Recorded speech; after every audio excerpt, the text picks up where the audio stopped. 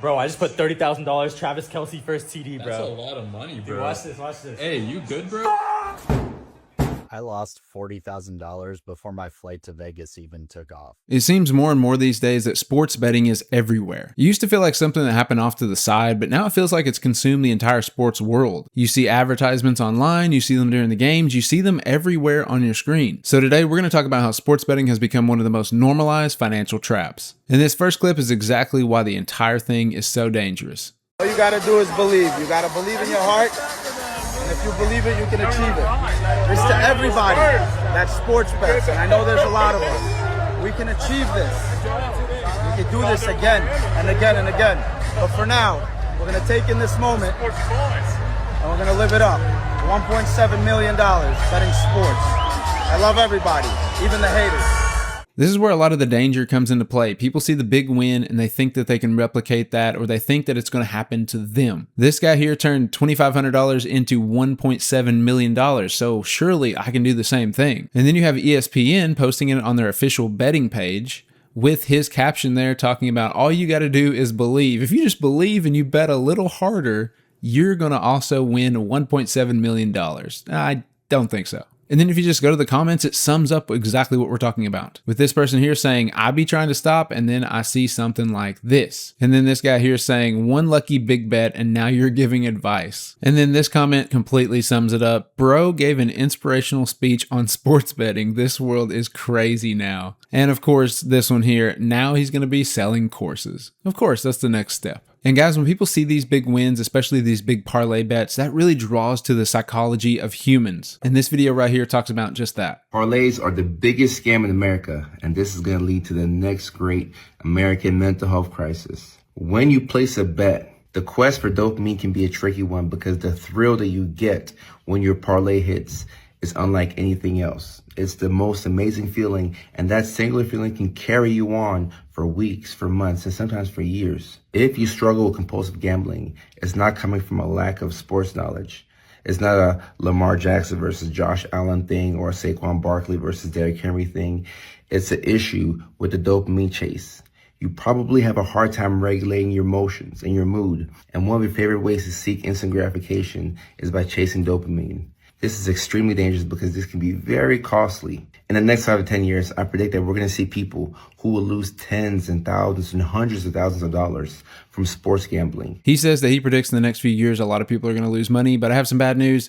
It's already happening. Many people, mostly young men, young people, are losing their money on these apps. And if you go through the comments, which we're going to go through on this video, you're going to see various examples of people stating that exact same thing. And I thought it was really important, something that he mentioned in there. It also ties back to that feeling of that you have knowledge in this area. You know the players, you know the sport, you know generally what's going to happen. So you feel like you have some knowledge, some expertise in this. But these bets are set up in an exact way so that even if you're knowledgeable, the house always has the advantage. You may win in the short term, and the problem is that short-term win is really what gets people hooked. You may win $50, $100, even $1,000 or more dollars, but you're going to keep chasing that high so that you can get that $1.7 million win, just like that clip we saw at the beginning. And then this comment right here sums it up. Bro, I learned the hard way. Prize Picks, I only won once out of 83 parlays. Then I realized I was the method. And then someone else right here. I work in banking and I had a kid 20 years old that blew through $7,000 in 2 days between FanDuel and various casino apps. This is how losing $40,000 to gambling made me feel.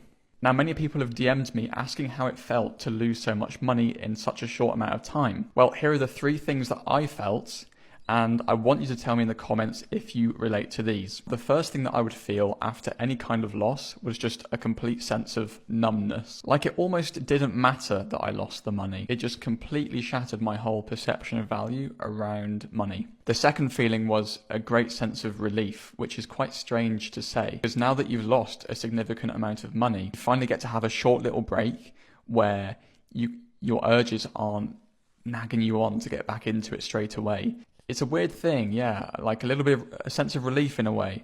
Tell me if you relate to that. And finally, the third thing is I just felt this immense amount of shame and guilt and loneliness, in fact. I knew that I couldn't tell anyone that I knew that I'd lost all this money because I was so afraid of what they would think. I just wanted to keep it all to myself, everything that had happened, because I just couldn't bear to think what other people would think about me. It took losing everything for me to wake up. And guys, that's a real story, a real experience. $40,000 down the drain, sports betting, gambling in general, just completely out the window. And this person here in the comments, in $40,000 of gambling debt, turned $1,000 into $35,000 a couple weeks ago, and then lost it all. Felt all of this, man. And then someone else, 10,000 in the last 2 days. These are the exact feelings I feel. And so I don't make this video to dunk on anybody that's lost a lot of money gambling or to basically talk negatively about these people. This is a serious issue that is happening more and more in our culture, and it's affecting more young people, as we're going to discuss even further in this video.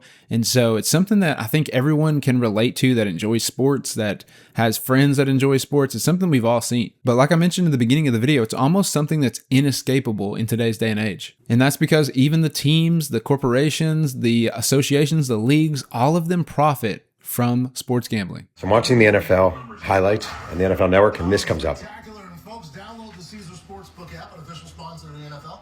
New users place your first bet up to $1,000. If you lose, you'll get And back as a bonus. it's absolute insanity. It's truly insane. The NFL is basically saying, we want you to gamble. We want you to gamble. We want you to put money on our games. We want you to lose money on our games because obviously you're going to lose. We want you to engage in addictive behavior. It's insane. When I was growing up, Major League Baseball suspended or actually banned Mickey Mantle and Willie Mays for working for casinos. This is after they retired. NFL players who were involved in gambling were fucked. Joe Namath had to give up a bar he owned because one of his partners was a gambler. Like, it's insane what's changed. And basically what's changed is they see the money. That's all it's about. It's a money grab for these leagues. They don't care how dangerous it is. They would freaking partner with Big Tobacco happily if they could nowadays, if there's any way they could do it. It's all about money. And it's true. You will see it throughout the entire sports industry. You're going to see it on commercials. You're going to see celebrities endorsing it. You can get free money and free picks. If you just log in, you'll get bet $5. We'll give you $200 for free to bet. Whatever it takes to get you into the door, that's what they're going to do. With this person here saying every commercial is about gambling now, which it feels like, honestly, it's true. And then this person here saying, and then they'll give you the number for addiction to cancel out the liability. And then this person here says, it's literally ruined live sports for me. And I think that person's not the only one. I've seen that type of sentiment throughout these comments. I want to hear just how insane sports betting has gotten in this country. There was about $5 billion worth of wagers placed in 2017. $5 billion. There was $166 billion worth of wagers placed last year. That's an over 3,000% increase in 9 years. And the worst part is, guys, is that people think they are going to win. People think they're going to be profitable sports bettors. People promote it online. They try and sell their picks. They say, follow me, I know the answers. And yet, statistically, only a very small percentage of people ever profit from sports betting. And guys, just to kind of back that up, I wanted to find some research that supported that. And here is what it says. Legalized gambling increases irresponsible betting behavior, especially among low-income populations. So that means the people that are being targeted by this are low-income, young people that do not have money already and that are desperate and looking for ways that they can make it big. They can find that desperate opportunity to advance themselves and maybe hit big. And we look here, guys, it says, our online data shows that online gambling legalization leads to more irresponsible gambling spending among lower-income consumers than among high-income gamblers. And it says here, of more than 700,000 gamblers that were studied, only 4% made money from online betting. If you're enjoying the video thus far and would like more content like this, be sure to subscribe to the channel. And the worst part is, guys, as people begin to lose, they just get more desperate. And the mentality is, as long as you keep betting, you can always make it up. And when you start chasing losses, that is a dangerous path. Let me tell y'all how I never, ever lost on FanDuel, Fanatics, none of them. Like, I ain't never lose. That's the secret, right? Every time my ticket don't hit, let me tell you this. Every time it don't hit, I look at it like, I'm saying, here, just hold that. Take a little bit, hold it for me. It's an investment, like, hold it for me. Cause I promise you I'm coming to pick that shit back up. Cause I always get my look back. But I'll tell you, I never lose. I just don't win today. No, guys, I genuinely hope he is joking. He is just making a joke. He seems like he might be being funny about it. I really hope so. But honestly, throughout the comments as I've been making this video, this is not an uncommon mentality that I'm just down today, but don't worry, I'll be back up tomorrow. But honestly, this is where it can get dangerous. This is where your losses can really begin to rapidly increase. And then this is what it can lead to. I lost $40,000 before my flight to Vegas even took off. A couple of years ago, I was going to a bachelor party in Vegas for Final Four weekend, and going into that trip, I had that feeling like I was going to go on a run. You know, the one where you start convincing yourself you're not just on a hot streak, you're just going to turn it into something life-changing.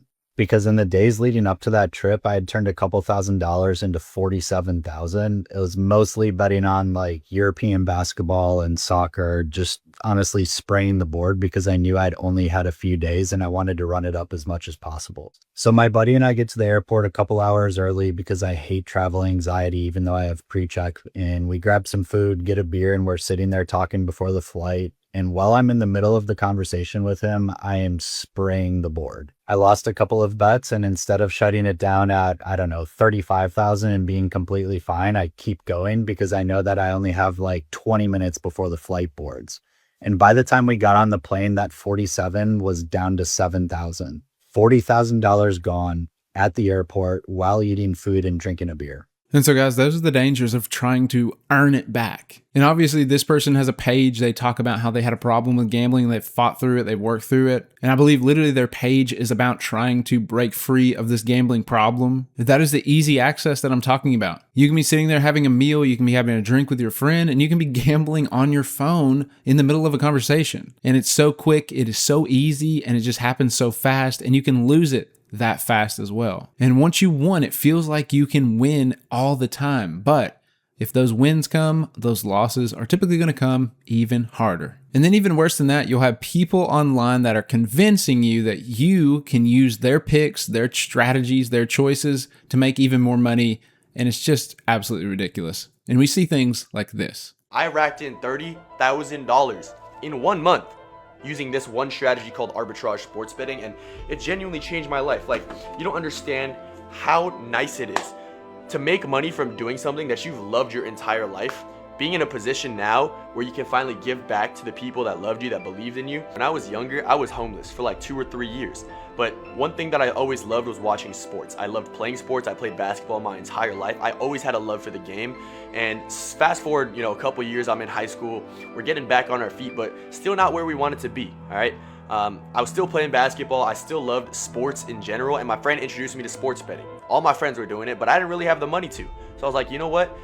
This is bullshit. Like, I always felt left out because I didn't have the bread to sports bet. But fast forward 3 years later, finding one strategy absolutely changed my life. And so guys, these are the people that are trying to sell you the dream. But this is just an example of the type of things that people try and sell you online when it comes to sports betting. Because even in the comments, you have people saying things like, how can I do it? Somebody show me, man. So people get convinced by these videos because they want to make this money that this person's made, when really it's just another way to try and get you into their funnel. They're trying to sell you something. They're trying to get you to watch something, check something out. Because the easiest way to make money from sports betting is to sell something to people that sports bet. And guys, I think this clip can really solidify and drive home just how bad this can get. I think I had like $410,000 in my FanDuel account at one point in time, and it just looked like Monopoly dollars. Like, it just looked like fake money. And then I ended up losing close to $500,000 total on FanDuel before I was completely shut off and before I self-excluded in the state of Arizona. But it was that Arizona Cardinals game. I had hundreds of thousands of dollars on the line for that game. And, I was trying to offset my loss by live betting on FanDuel, right? And so I ended up losing the live bet and my original bet. So I went 0-2, whereas I was just trying to bet to break even. And it was that fourth down play by Kyler Murray, and he 4th and 14, and he throws a Hail Mary to Christian Kirk, kicks a field goal. I had live line on Rams -7.5, and they ended up only winning by 7. And so because of a late field goal that really had no business even getting kicked. And I originally had money on Cardinals money line to start the game because they were at home. That I had hundreds of thousands of dollars on collectively. Even after losing that, yes, FanDuel eventually continued to get deposits from me. I continued to get my VIP experience, and then I continued to lose what eventually was about $500,000 on FanDuel. This person was successful in some ways betting on FanDuel, betting on these apps, betting on sports. But ultimately, all it takes is 1 or 2 bad decisions, and then he's down $500,000. And so this is the real danger. You feel like you're in control. You feel like you know, you can predict, you can make those guesses, and then you get a kick in the teeth and you're down $500,000. And just to see the wide-reaching impact this has on sports and the people involved, let's just check out this clip. News out of college football. You're going to want to take a seat because there's a lot to unpack here. Texas Tech quarterback Brendan Sorsby has entered a treatment program for gambling addiction. The school said in a statement that he'll be taking an indefinite leave of absence while he seeks treatment. Former Cincinnati quarterback was the number 2 overall prospect in the transfer portal this offseason, according to our partners at 24/7 Sports. The NCAA strictly forbids athletes from gambling on, quote, intercollegiate, amateur, or professional athletics competition, end quote.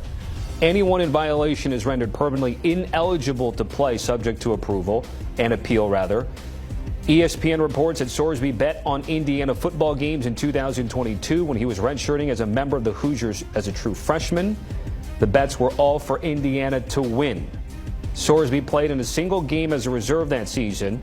The NCAA's latest rules as of 2023 state that student athletes who wager on their own games or on other sports at their own schools face permanent loss of eligibility in all sports. Now, I've heard some arguments in the past that there shouldn't be any restrictions on someone gambling or betting that their own team wins. They're just betting on themselves. But when someone in that sport, especially someone in that specific team, makes a wager, makes a bet on that sport, it just completely destroys the integrity of what's happening. And I absolutely love the comment section on this video. Is this post sponsored by DraftKings? I blame ESPN. And I think this clip right here drives it home. He's $300,000 in debt on credit cards. His wife just found out, and it's all sports betting, which is probably the fastest growing addictive problem that we're running into in the money world right now. That's right. Out of control sports betting. You can bet on whether they're going to dance backwards or forwards after a touchdown. You can bet on anything, right? Mm-hmm. And they are betting on everything, and it's out of control. Some of you are losing your entire futures to betting on watching someone else earn a living. Now, I know everybody doesn't agree with Dave on everything, but I love what he said here. I love his just brutality when he says some things. But in this clip, he's right. $300,000 on credit cards, sports betting, that's an addiction, that's destructive, and it is ruining lives. So guys, as we can see in these clips, sports betting can really be devastating, and it's really taking over the entire sports industry. It's becoming more and more common, and the access is becoming easier and easier. The lesson here is that not everyone who is making a bet is automatically destroying their life. Sure, it can be something that can be fun in moderation. You just throw down a bet here or there, make a challenge with your friends to make a wager, see who picks which team and wins. It can be fun, right? But when it begins to take away the enjoyment of the sport itself from you, or you feel like you can't control it anymore, that is when it becomes a serious problem. Do you guys think there needs to be more regulations on the entire space, including maybe advertising bans, something like that? Be sure to let me know all your thoughts down below. Thank you for watching. If you enjoyed the video, be sure and drop a like on the video. And if you want to see more videos like this, be sure to click on the video on your screen now. I think you'll like it. Thank you for watching, and I will see you in the next one.